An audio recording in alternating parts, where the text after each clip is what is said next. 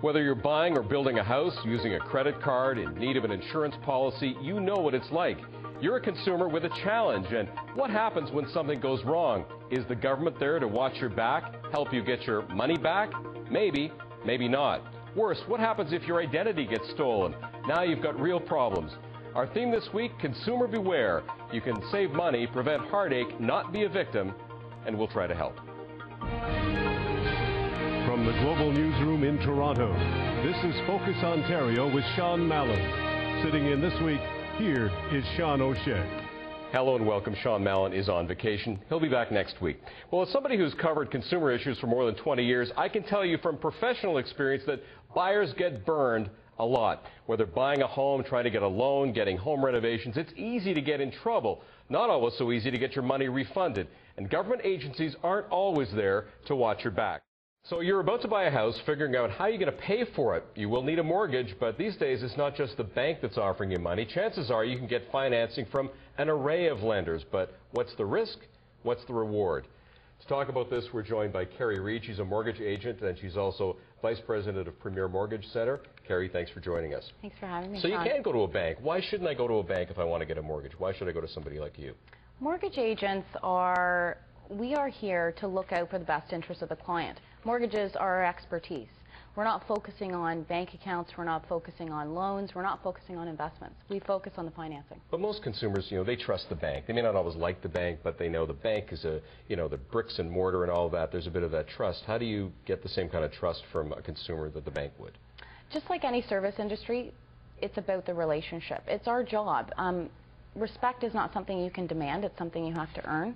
Trust is something you have to earn. It's our job to build the relationship with the client, make them feel safe and secure in the home financing. That said, anybody can be a mortgage agent, right? Yeah. There's no regulation at the moment, really, that stops somebody from being a mortgage agent. So there's the goods and the not so goods, right? Yeah. I did a story a while ago about a guy who took money up front to give somebody a mortgage. The money never showed up. Should somebody ever expect to have to give somebody money to get money in the form of a loan? Absolutely not up front. There are various different programs that are out there depending on the client and the client's situation, which actually might require the client to pay for a service or pay a broker fee, a lender fee in order to get financing. But not a huge amount of money right up front. Not a huge amount of money right up front, and certainly not up front. There are circumstances where they may be required to do a deposit, but it's all documented. It's not something that the client should be doing hand in hand with the mortgage agent. The government is moving to regulate. There's going to be law coming in shortly which will put into protection. Do you believe that's a good thing? I do believe it's a good thing. We are here to do what's in the best interest of the client.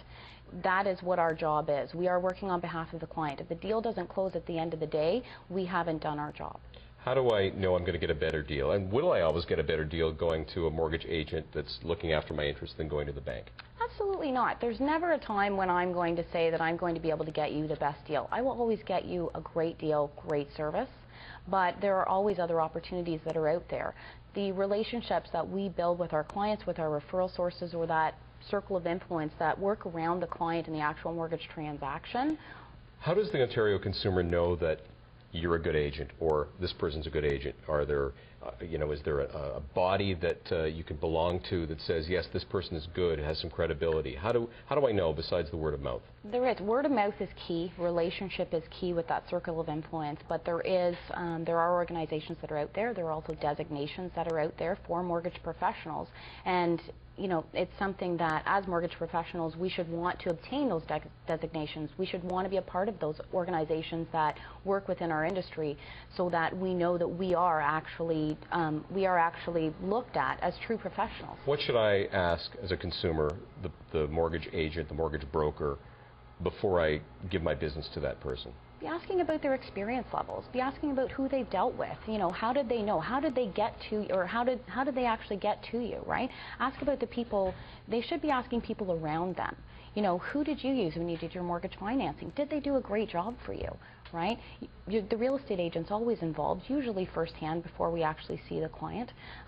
Sometimes, insurance agents, all of those people that wrap around that client, that are part of that actual transaction, are the people that they should be talking to. Friends, family, everybody that has dealt with. Everyone deals with mortgage financing. And who do I beware of? you beware of the people that aren't going to actually educate you, that aren't going to make you feel comfortable. This is the biggest liability that someone is ever going to take on. It's the biggest asset that somebody ever has to take care of.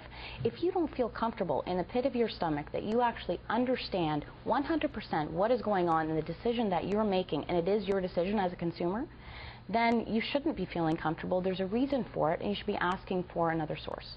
Kerri Reed, thank you very much for joining us and enlightening us about the industry. Thank you.